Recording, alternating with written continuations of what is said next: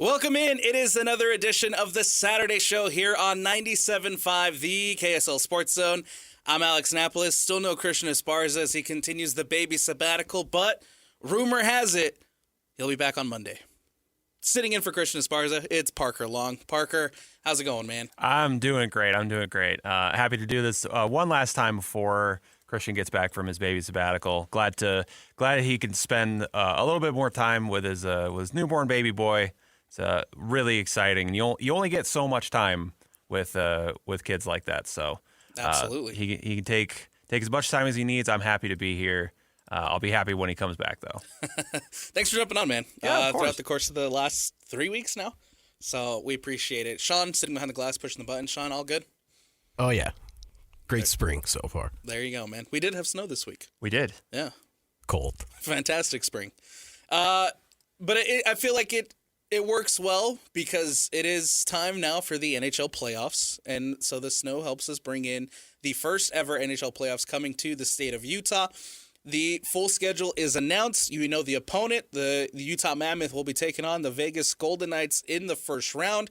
They do end up this season with a 5-3 loss to St. Louis, but at that point, no playoff implications. It would have been nice to see the Mammoth, end off the season with a win in a tune-up game, but you lose 5-3 and you move on, and now all the focus is on Vegas, and all the focus is on tomorrow night.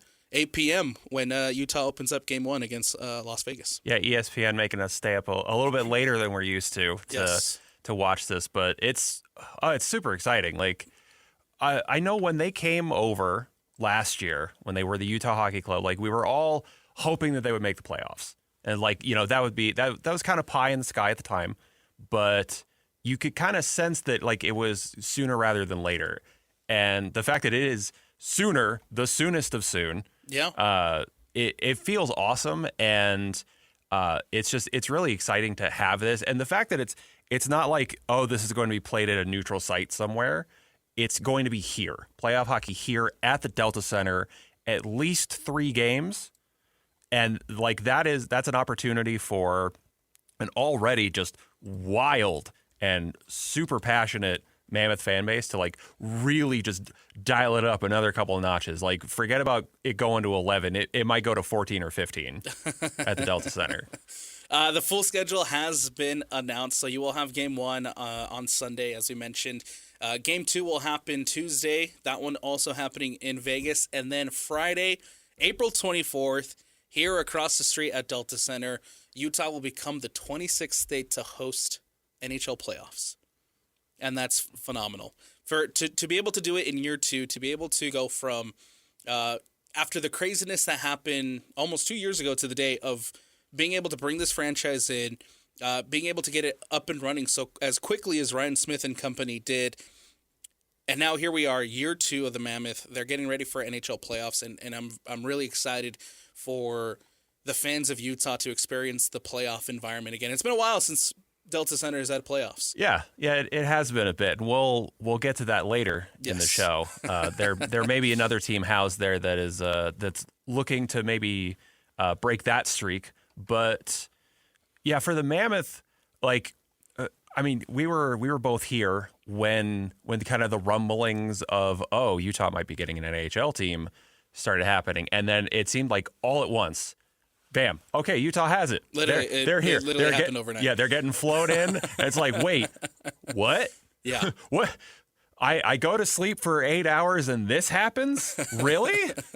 Okay. But like, it's a good thing to have happen overnight all of a sudden. So it's really, really amazing. And with the like loss to St. Louis, like leading into the first playoffs, like, yeah, sure, you would want to see him win. You always want to see him win. You want to see him win 82 games in a year. The fact that it doesn't matter and like for the standings and that nobody got hurt, that's true. That's all I'm looking at. Like, that is true. If you could just forfeit that last game and make sure that no one gets hurt, I might be down for that because you want to be as healthy as possible going into the playoffs. You want all your guys because you want to be the best version of yourself. I do think, it is unfortunate that they do lose that last game. You would have wanted them to head into the Stanley Cup playoffs with the win, but overall, the positive is you don't lose anybody. Overall, the positive is that you now get to focus on Vegas. You get to focus now on a playoff game, and you move on to the Stanley Cup playoffs. And I think this Vegas matchup is interesting. And I was having this conversation with Lloyd Cole yesterday, and I think ultimately, because of the progress that you've seen with the Utah Mammoth, with missing out on the playoffs last year, they improve on their point total heading into this season. They obviously clinched that playoff spot. They get the wild card one. They're taking on Vegas, and so the year-to-year improvement is already there. You see it. I would like them. Whether they move on, whether they beat Vegas or not. I think this team should be proud of the accomplishment that they've achieved. Should be proud of the work that they've put in this season to make it to the Stanley Cup playoffs. And you hope that it's a very competitive series. I don't want to see a 4-1 where the Mammoth, miss out on moving up to the next round. But even if they don't move on, if they force a Game 7, if it's competitive up until the very last second, I think that's exactly what you want to see from the Utah Mammoth heading into, again, their first ever playoff. Yeah, in any kind of series, so the World Series, NBA Finals, or NBA playoffs, anything like that where you have a possibility of a Game 7, you always want to get to Game 7. As much as we would love to, just sweep them 4-0. Yeah, or you just sweep them. Yeah, sweep them or Game 7. No in between. I don't want any of this fight. Yeah. Like 4. I don't want to see a 4-1. Yeah. 4-1, 4-2 nonsense. No, none of that. We want either a full sweep by the Mammoth of Vegas or a Game 7, kind of either way, but obviously leaning where we want the Mammoth to win. One thing that I'm thinking of is, so something interesting about the way that the NHL schedule is set up, where you play, I believe, every team. Every team plays every team. That, in my mind, makes it a little bit harder to establish rivalries until you get into the playoffs. Yes. And I think this is a rivalry that, even though they are in different divisions, because of the geographical sort of proximity that you're in, I think this is a rivalry that the NHL really would love to see, because Vegas, the biggest entertainment town in the world, or at least it's trying to be, and then Utah, kind of the scrappy up-and-comers. Nobody really knows what we have to offer here. And I think those two going kind of head-to-head and creating a rivalry for the ages, to continue forward through, the next 100 years of Utah Mammoth, 100+ years of Utah Mammoth, right, would be a really great addition to an already great season. Just start that off, get the fire started there. I do think you need rivalries if you're the Utah Mammoth. I know Utah Mammoth fans talk about Colorado, talk about Vegas, but this is a great opportunity to build that rivalry against Vegas. You got to be competitive with Colorado to be a rival of them. Yes. I mean, they've played Colorado great at times. Other times, not so much. But they've had their moments against Colorado. They've had their moments. I do think, though, that you're absolutely right. This is a perfect opportunity to build some type of rivalry with the Vegas Golden Knights. And it starts with what we hope and anticipate to be a phenomenal playoff series. As far as the Mammoth goes, and as far as this series against Vegas goes, I guess I'm curious to hear and to figure out people's concerns about the experience, right? Because we've talked about it all season long. This is a young group. This is a group who necessarily hasn't been in this moment before. Obviously, Clayton Keller made it to the playoffs a couple years ago with the Coyotes, but the large majority of the core of this group hasn't been in this moment, right? Logan Cooley, Dylan Gunther. And so I'm curious how they treat the moment, not allowing it to get too big, right? Not allowing it to mess with the way that they play, right? To go into this series, obviously it is a playoff game, but treat it in a way where you don't let the moment get too big for you because of your lack of experience of not playing in a playoff series before. Yeah, and I think that's where Bill Armstrong really that's going to be his ultimate flex, is the roster construction. You've got a bunch of young talent on here. And a young talent can take you far, but to really go all the way, you need veteran presence. And I think we have got that. We've got that with guys like, Mackenzie Weegar, who we brought in, who, isn't like super old, but you have like Nate Schmidt, you have Kevin Stenland, you have, Veggie. Yeah. You got a bunch of these guys in here who are good and talented in their own right, but a large part of what they bring is that veteran experience of playing in big games and being able to kind of be extra coaches on the bench and like get these young guys back in the headspace that they need to be in to play the best version of their hockey, which is, as we've seen, good enough to make it to the playoffs. And if you believe in the talent that you have, it might be good enough to go all the way if they are in the right headspace. Yeah.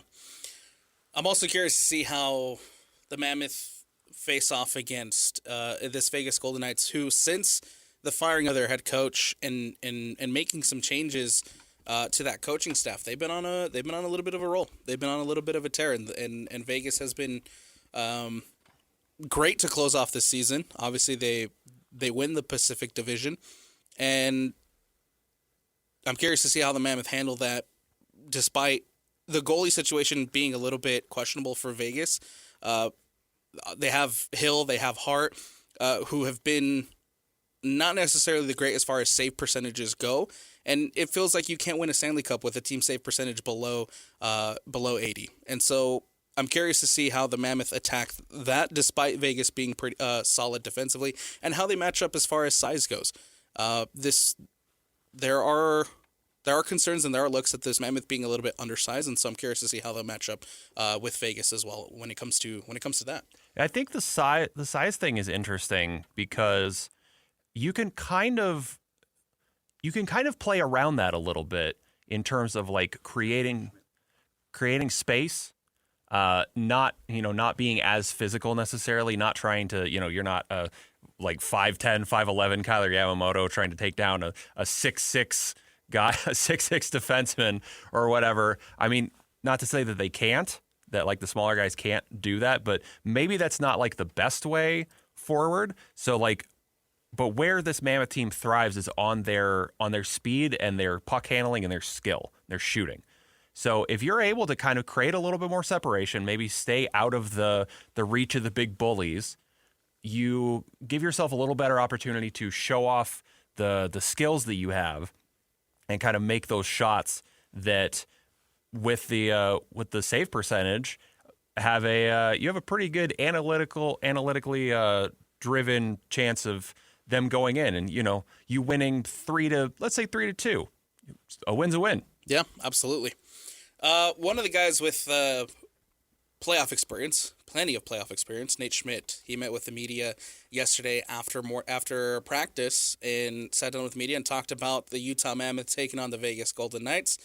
So here is Nate Schmidt, defenseman for the Utah Mammoth. Welcome to the Stanley Cup playoffs this 2026 season. You've been here before. Last year you won. As someone who's been through this process, what are some of the details that someone wouldn't know about playing playoff hockey? Oh goodness, the game changes. Outside of just the stakes being higher, just the overall style of play, where goals are generated from, where opportunities, how important special teams are, and just being able, in my opinion, just the emotional roller coaster that is the playoffs. Score a goal, you're going to win the whole thing. Give one up, feel like you're going to lose the whole thing. But that's the exciting part about it. That's what makes it so fun. It's the reason why every year everyone always talks a little bit more about how awesome the Stanley Cup playoffs are. And this year we got new teams that have come in and experienced the first time. You see the Battle of Pennsylvania back. There's a lot of awesome headlines for this year that's going to make it unique and fun. Being a veteran on this team, someone who has been through it, what have the conversations been like in the locker room, whether one-on-one with players, just general themes during games about staying calm? What have you and others discussed? Well, some of those things we'll see if they come to fruition here. I have spoken with guys that might not have as much experience with it, but sometimes being naive, ignorance is bliss in some of those situations. But I just said, listen, so much fun. Slow it down. Enjoy it. It goes by fast. And you never know when you're going to have another chance to be back here. So just try and soak it all in. That's kind of the message I've been into now. And whether you win game one or lose game one, like, you got to have faith in what your game looks like. It's a long series. That's why we play 7. You and John Marino have been together practically the whole season. You guys are one of the best shutdown pairs in the NHL.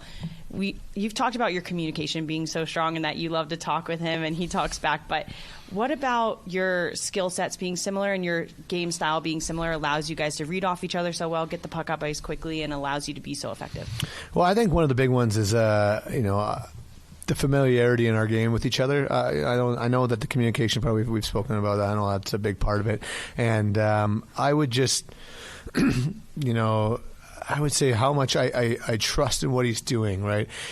John's a little bit of a unicorn of a player. The way he's got poise and way he handles the puck is very elite. And so for me, trying to find that extra open ice for him all the time, or just trying to be a little bit extra of a voice for him, because that's what makes me feel comfortable when I'm in that type of environment, when I'm getting open for him, when he's making his little plays. It just opens the game up so much more for me. And I always, like I said, I always have to start and end our conversations with talk. Otherwise, I'm not going to go anywhere. Someone so familiar with Vegas, the environment, the fan base, those types of things. How do you guys prepare for that? How do you prepare for what the fans are going to bring down there, and just what that organization, the kind of the standard that organization has set? Yeah, you can't. I mean, it's just I played there in the playoffs. Played for that team in the playoffs. It's a rowdy atmosphere. It's fun. It's exciting. I look at it as like a positive. It's so much fun to be a part of. You want that. I'd much rather it be definitely loud than incredibly quiet. So I think it's gonna be a fun game one. It'll be a lot of times the guys are gonna look around and the bench is gonna be rumbling, the music's gonna be playing, and warm ups, all the stuff that they got going on. It's a show. They do a great job, and like we said a little before, just slowing down the moment and understanding where you are, and we deserve to be here, and we're a good team. Things are gonna happen in the game that you don't like. Fans are going to get up and get rowdy, and you're going to have to be able to harness that emotion. But if you take it as if we can find a way to quiet them down, then that's a win for us. Someone who's gone the distance, last season won the Stanley Cup. What kind of potential do you see in this team going into their first playoff berth? I mean, we have a lot of youth, a lot of young legs, and one of the biggest things that I love about our team, we have a lot of experience on our back end, which I think is really important. Come to the postseason and being able to handle some of the matchups that you're going to have to play as you move forward, whether it's round 1 or round 4. Like, you're going to play against great teams, no matter how you look at it. Great lines and guys that are feeling it, right? They wouldn't be in the lineup if they weren't, right? And so I love the idea that our guys are quick, they're fast, they're in this time of year for the first time. It's going to be the youthfulness is going to be something that I'm excited to see, and when you can put pressure on teams and continue to roll over them and roll onto them and get your puck in and let our speed kind of dictate the pace and how we want to play, it makes it hard. It's really hard to play against, and we've shown that this year when we want to do it and when we're good at doing it, it's tough to play against. A lot of those guys on Vegas' squad. How do you guys defensively slow them down, that offense? Well, they've been playing really well lately. I think that over the last 9 games, they've really climbed even higher in their goals for. But the playoffs is about the dirty areas. It's about the deflections. It's about taking away time and space when you can. But I like how I mentioned it before about our defensive being pretty veteran and understanding where where the space is on the rink, especially in the playoffs. I think that's going to be a big part of the series. It's, I always like to take ownership of our D, and I think it's a huge part. And I always think that we're kind of a driving force to the game. If we can get our forwards the puck with space, they are going to be able to make some plays and make us look good, right? And vice versa. If we can eliminate their time through the neutral zone, because they got a lot of guys that like to carry it. A lot of guys that can make plays inside the zone if you allow them the time and space. So I think the series is going to be indicative of that. Who's going to be able to slow down the other team's speed? How do you effectively, Vegas is a team that likes to hang on to the puck, kind of like what you're talking about. How do you effectively shrink the middle of the ice and make sure that they have a tough time when they're in that area? I think just starting with the pressure up ice is not letting them kind of cycle back and get that motion through the neutral zone. That's a big one this time of year, is not allowing the free pass.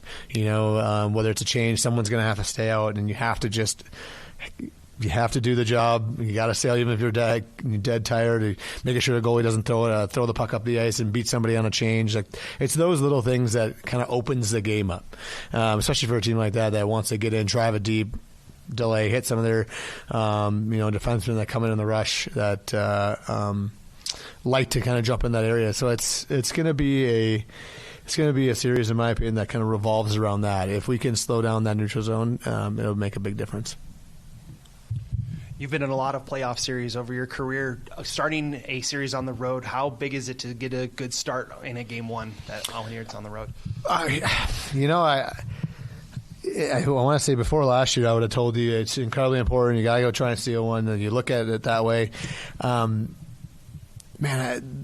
Last year was something that kind of gave me a little bit new perspective of how a team kind of views themselves and how they want to approach games. I remember we came home after being down 2-0 to Toronto, and there was no panic in our team. It's like, listen, if we continue to play the way we want to play, we continue to play our game, things are going to turn for us. Things will start to happen, and that's what happened in that series. We won 4 of the next 5 games because we made it hard every single time. Teams might be able to do it for 1 or 2 games. Are you able to do it to beat us 4 times, right? And that's kind of the message that I like to kind of want to portray with our guys is that, listen, you're not going to go 16-0. That's not going to happen. I don't think it's ever happened. I'm not an NHL historian, but I'm pretty positive it's never happened. So you're going to lose games. You're going to make mistakes. And once you kind of go into the game knowing that that's going to happen, that you're going to make a mistake, I'm going to make a mistake, we're going to want to save back, they're going to want to save. Once you get over that fact, you realize it's a game that you've played your whole life and you should be able to have some fun with. I think that last answer there from Nate Schmidt is so important. And a really great mindset for this team to have, right? The understand that you're not going to go in and you're not going to be able to sweep the entire series and make it to a Stanley Cup Finals, right? It's okay if you don't start the series as hot maybe as you want to, because at this point it feels like it's a little bit of it's a marathon, not a sprint, right? It's best of 4. There's going to be another game next, so don't beat yourselves up if things don't start off the way that you want them to. Don't beat yourself up if you end up taking a hard loss in game 1 or game 2 or whatever. It's not the most important thing to get to start off super super hot, because you don't want to fizzle out later on when it's crunch time.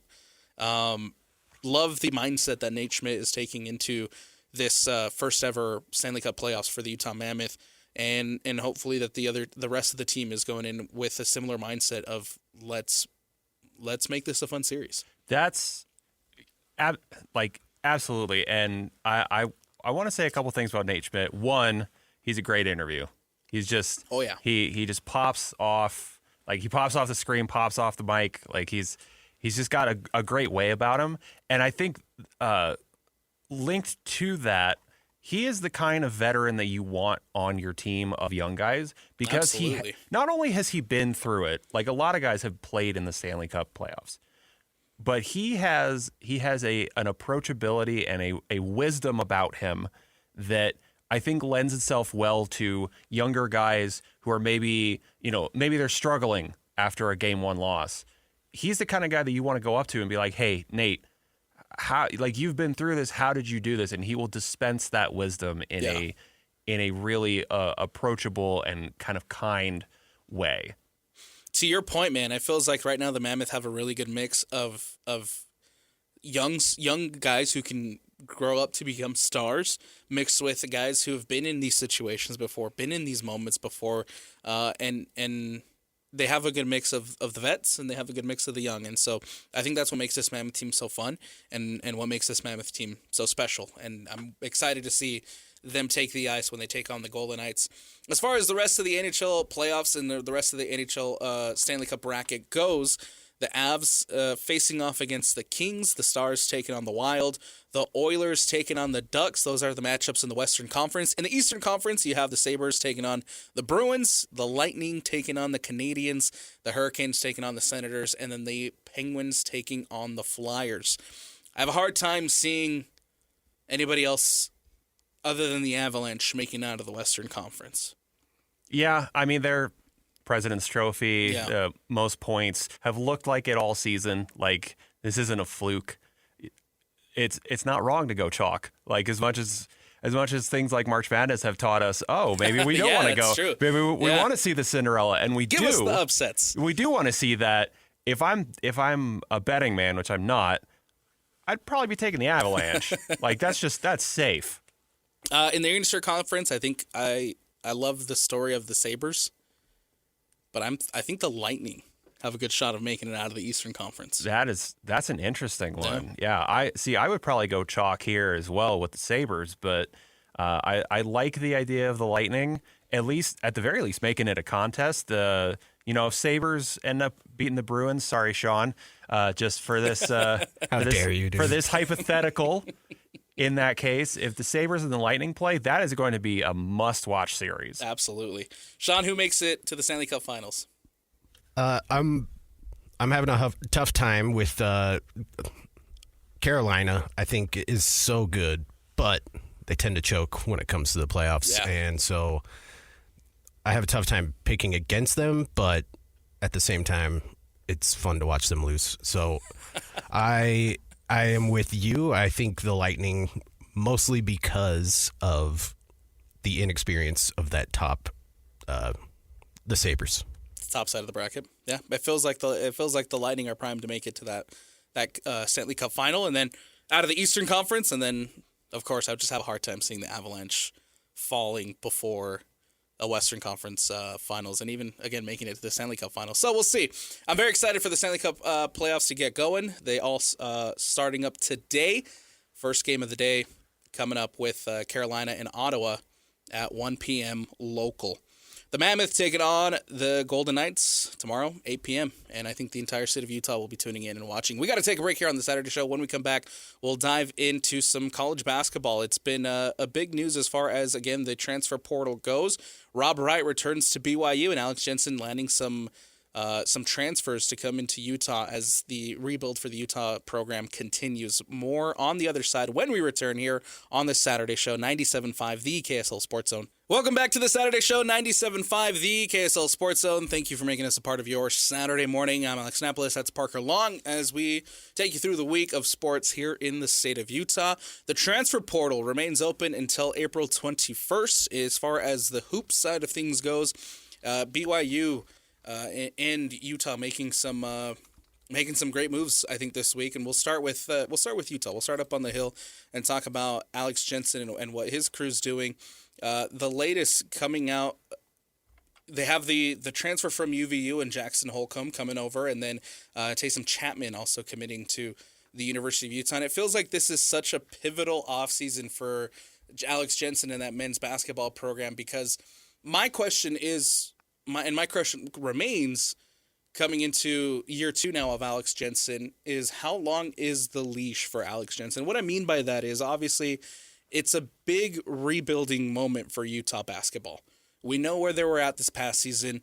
At times, the team really struggled. They did show some signs of improvement, but it feels like a majority of those guys have now jumped into the portal and have moved on. And I'm curious, how long is the lease of for Alex Jensen? How long does he get to get this program off the ground up and running? That's the question for any new coach. You can't. Right. It's a new coach. He's rebuilding the program. He's rebuilding the culture up there for the men's basketball program. But at some point, winning 2 conference game winning 2 conference game isn't going to cut it. No, not even close. And I think the leash it might be just a little bit longer because of Alex Jensen's history here. Mm-hmm. If you bring in a new guy that has no ties, that wasn't part of your program before, hasn't been around the state, maybe you don't have that kind of personal connection to him, and you're like, okay, well, things aren't working out here. We're just going to part ways and see how things go. I think Alex Jensen, he ended up inheriting a lot of stuff from the previous regime, and like you said, this is a pivotal offseason for him building Alex Jensen running Utes basketball. Yeah. Like you could kind of tell there was a sort of chemistry missing last year, and I think that's probably what they're going to prioritize. Is like not just the utmost skill, because you're quite frankly you're not going to get the AJ DeBonces of the world, right? You're not going to get the Cam Boozers, like the highest profile guys. What you're looking for is a bunch of guys who are really good, who end up working well together and can play the style that you want. And I think that is probably the outlook that Alex Jensen and his staff have. Like, hey, let's get these guys. Yeah, they're not the highest profile. They're not, maybe the highest ceiling, but they're the guys that we want, and they're going to play well in my system with this culture and here in this place, and we're going to turn this around our way. Yeah. I think Utah fans give Alex Jensen the pass, of course, for the year one. Him getting hired at the time that he did, weird timing for him to come in and completely rebuild the team. Did the best he could with the time he had, and it ended up with 2 conference wins. And it doesn't make it easier that you're in the Big 12, one of the best basketball conferences in the entire country. It doesn't make it easier that you have to play the Arizonas, you have to play the Iowa States, you have to play the Texas Techs, and everybody else who was good in the Big 12 this past season. It's a mountain to climb. It's a big mountain to climb, and it's very important for Alex Jensen to hit on transfers, to hit on recruits coming into this season. And I'm curious to see how this Utah team looks with now Jackson Holcomb coming in, who was one of the catalysts of that UVU team. UVU, who was so close to making the tournament this season, ended up missing out on the NCAA tournament with a heartbreaker there at the end against, I believe it was Cal Baptist, if I remember right. 16 points, 7 rebounds, 3 assists, and a 53 field goal percentage for Jackson Holcomb at UVU. I'm excited for this one. I'm excited for this transfer, and I'm excited to see what he brings to that Utah team. Tayson Chapman, the sophomore out of Ohio State, not as much playing time, not as much of a focal point as Holcomb was for UVU. He's only averaging 4 points per game, a rebound a game, and a 46% field goal percentage. So I'm curious to see what his role will be with Utah this next season. But again, Alex Jensen has a really important summer ahead of him.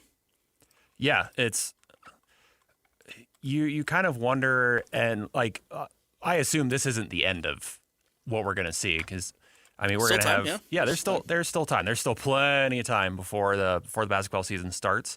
Like I said, you gotta build the roster with the guys that you want, and you gotta find those sort of like those kind of intangibles, like the high character, the good chemistry, good teammate, and then also just like those little talents that guys have, and like really lean into them. I think of Isaiah Collier from the Jazz.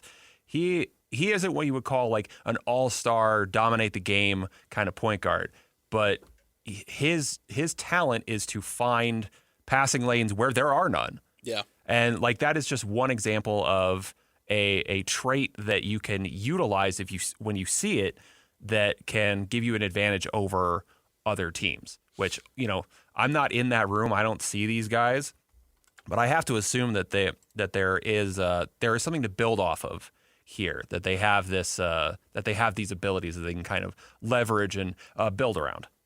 A week ago, we were sitting here, Parker, and we were talking about everything happening down in Provo.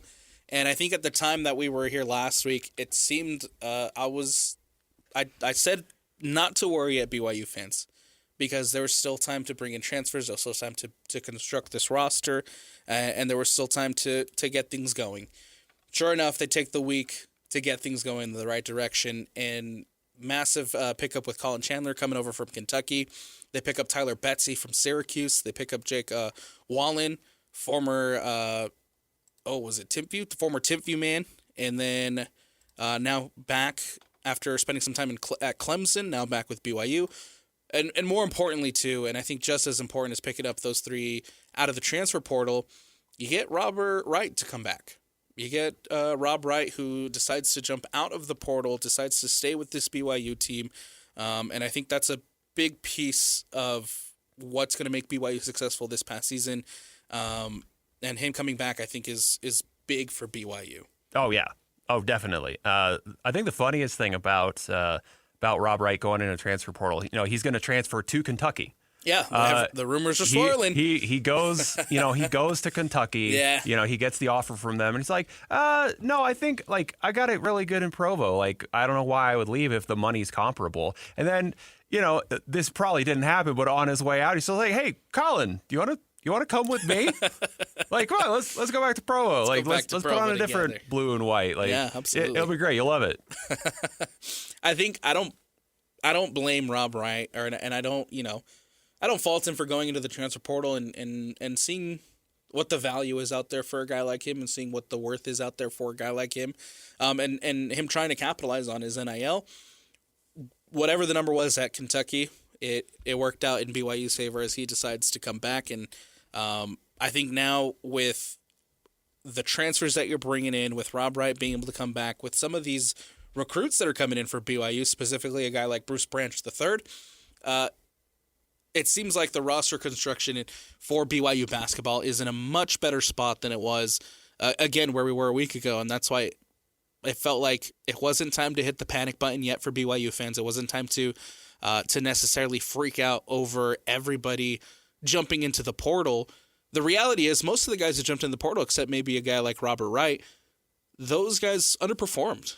And we talked about it a little bit last week where the bench scoring was for BYU went from being one of the best in the country to in first year under Kevin Young to one of the worst in second year of Kevin Young. And so it seems like lessons have been learned by the coaching staff down there in Provo, and the roster construction seems to be in a better spot again than it was a week ago for BYU. I would absolutely agree. And one of the good things about the transfer portal is that it is a process. It is not, okay, guy enters, he's gone.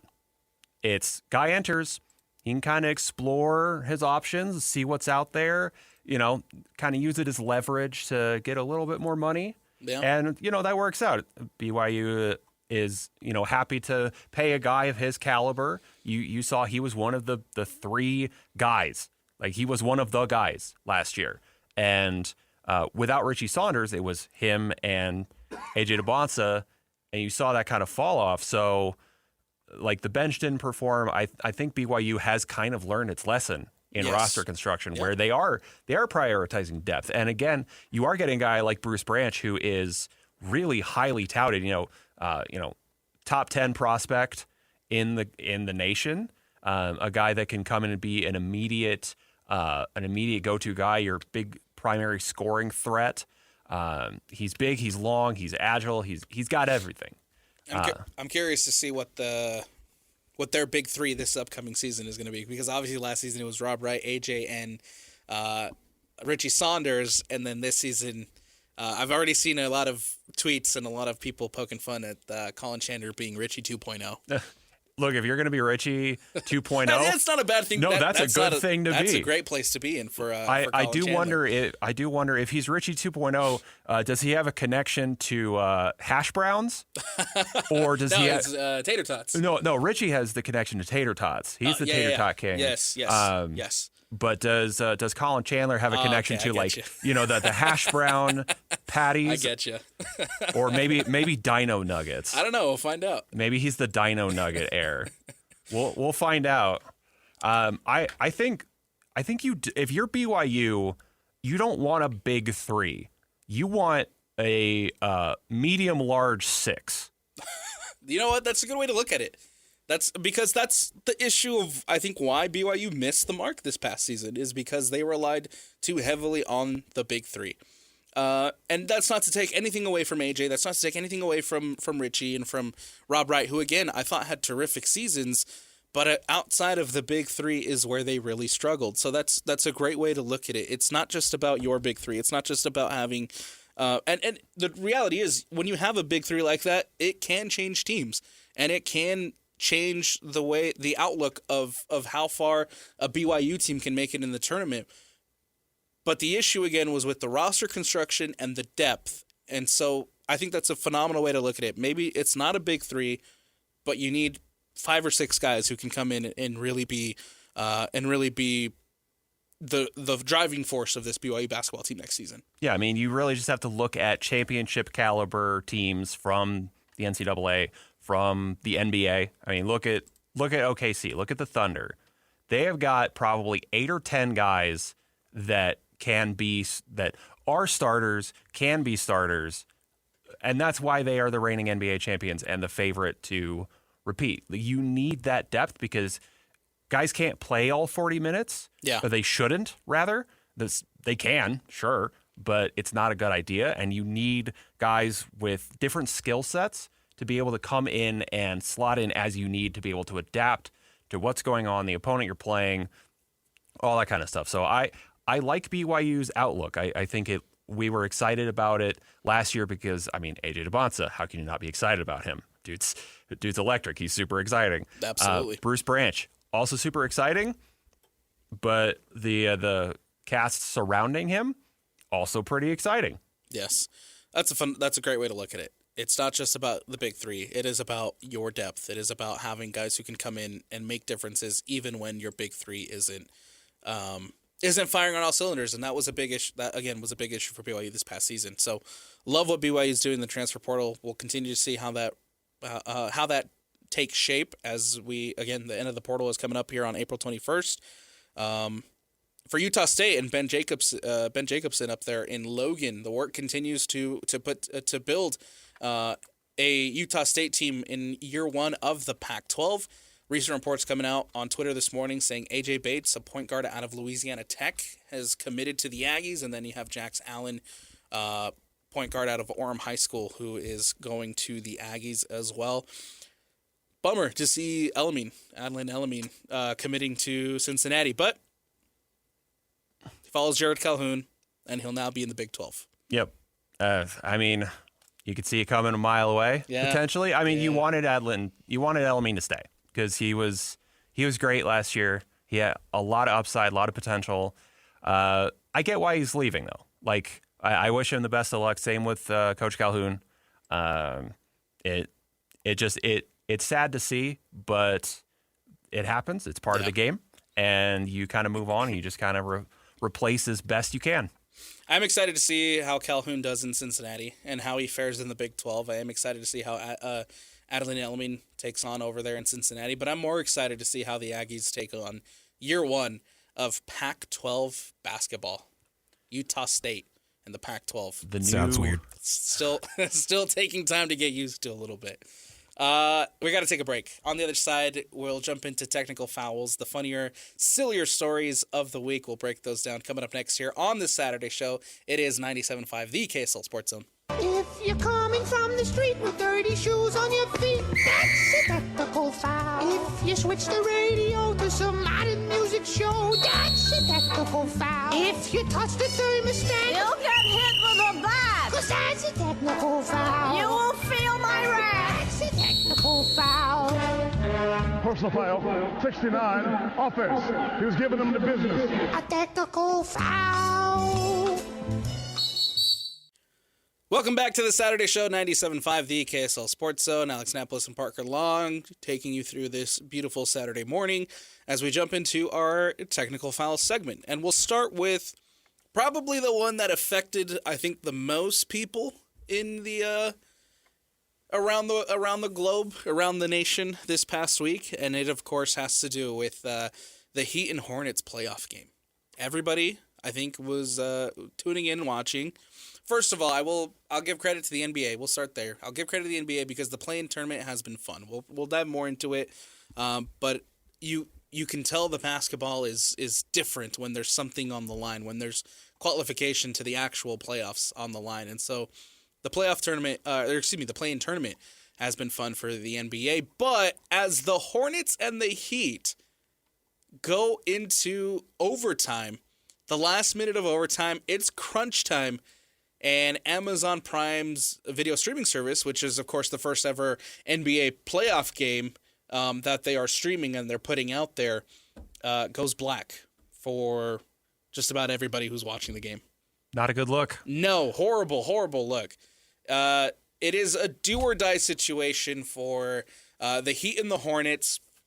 There's 48 seconds left on the clock. I think at this point the Hornets are up by, I want to say it was 2 if I remember right. But it's do or die situation, and you miss out on the rest of the game because the Amazon Prime broadcast cuts out. We did, so we only missed out on one play actually. So I was here watching that game, and it was. You got it back? Yeah, no, we got it back. Yeah, I didn't get it back. It was crazy. Yeah, so we got it back. It just stayed black for me. Yeah, I couldn't finish the game. Yeah, it was me and our producer man. Bean.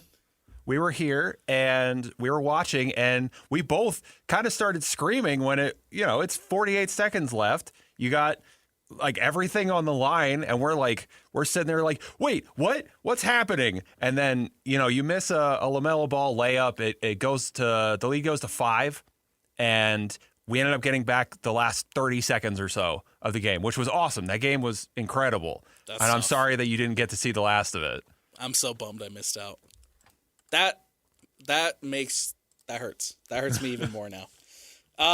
So technical foul on Amazon Prime. They did issued a statement. They apologized and whatever, but they missed out on. They sent it to technical difficulties in one of the most important moments of the NBA season, which came in the first game of the NBA play-in tournament. Parker, what's going on with this former Alabama player?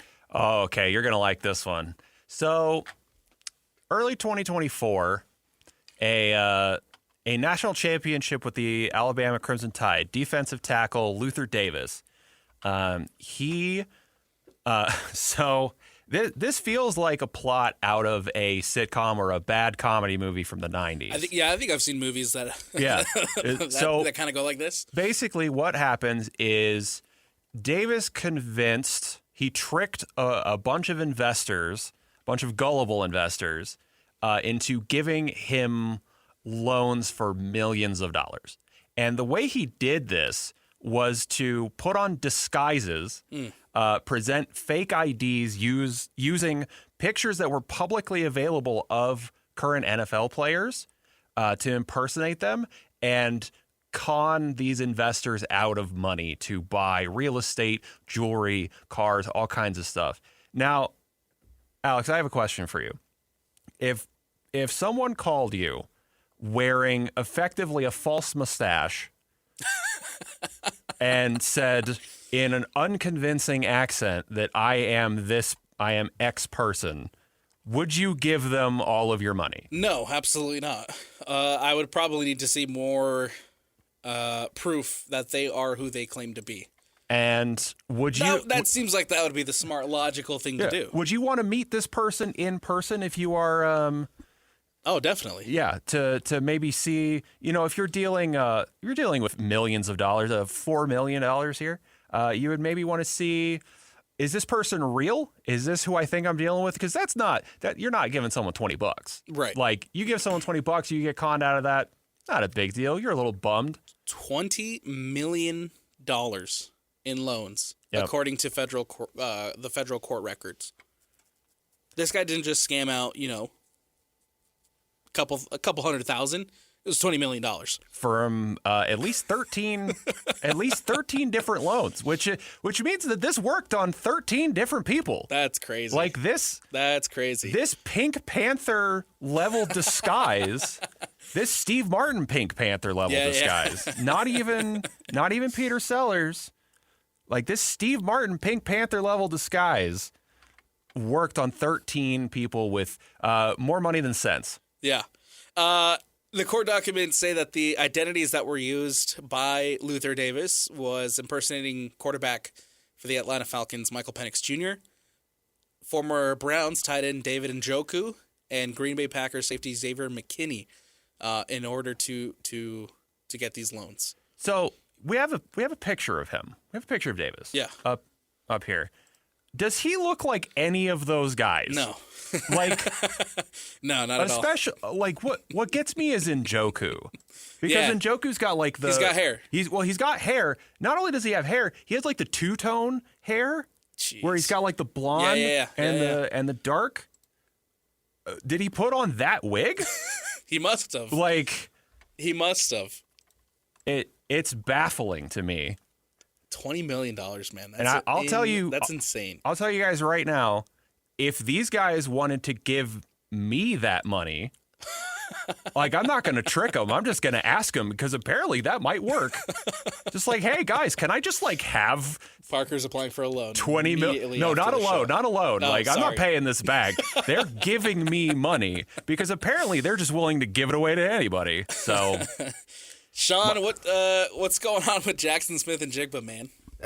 So his senior season, final season, I should say, at Ohio State, he only played in 3 games due to hamstring injuries. He gets to the Seahawks. They find out he's wearing size 12 shoes.